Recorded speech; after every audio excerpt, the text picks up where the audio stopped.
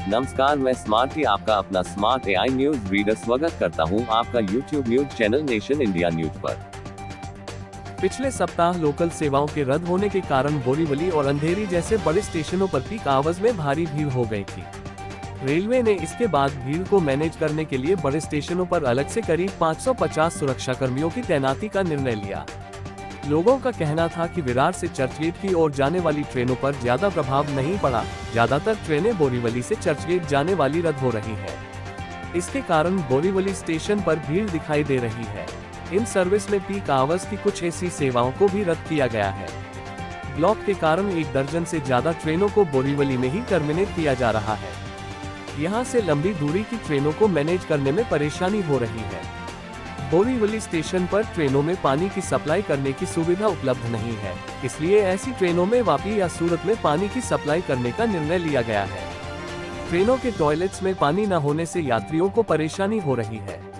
पश्चिम railway पर block में जो काम चल रहा है, इसका प्रभाव 7 नवंबर तक रहेगा।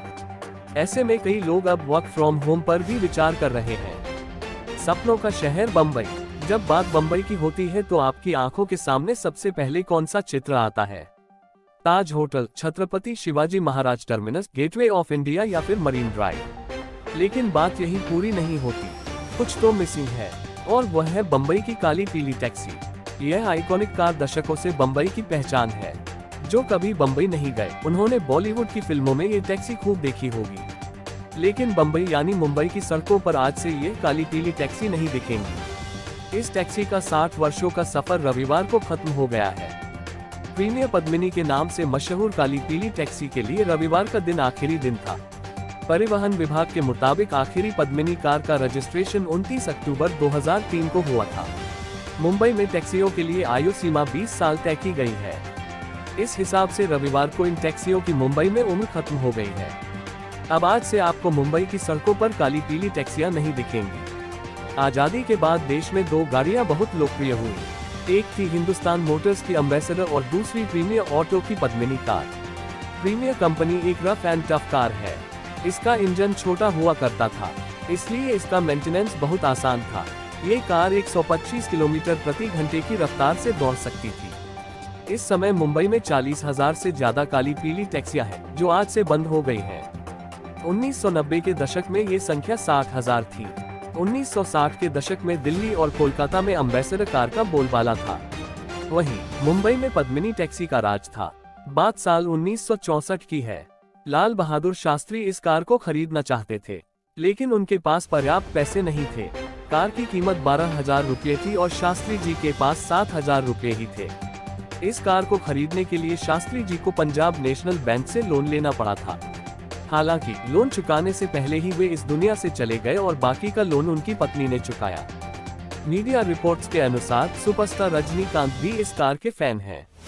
रजनीकांत की पहली कार पद्मिनी ही थी, जो आज भी उनके पास है। दोस्तों, मैं तो मुंबई की काली पीली टैक्सी को बहुत मिस करूंगा। आप करोगे या नहीं, कमेंट में जरूर बताया। आईसीसी वनडे विश्व कप 2023 के 29वें मैच में भारत ने इंग्लैंड को 100 रन से हरा दिया। टूर्नामेंट में टीम इंडिया की यह लगातार 6ठी जीत है। इंग्लैंड के खिलाफ इस मैच में तेज गेंदबाज मोहम्मद शमी और कप्तान रोहित शर्मा अपनी दमदार बल्लेबाजी से छा गए। रोहित शर्मा ने बैटिंग में कप्तानी पारी खेलते हुए 87 रन बनाए, जबकि गेंदबाजी में मोहम्मद शमी ने 7 ओवर में सिर्फ 22 रन देकर 2 बड़े विकेट अपने नाम किए। इंडिया मोबाइल कांग्रेस 2023 में जियो ने AI technology based skill development solution को पेश किया गया।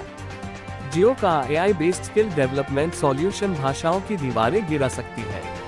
मतलब आप अंग्रेजी समेत कुल 9 भाषाओं में लिख, पढ़ और बोल पाएंगे। इसकी सबसे बड़ी खूबी है कि यह रियल टाइम में एक भाषा का कई भाषाओं में अनुवाद कर सकता है।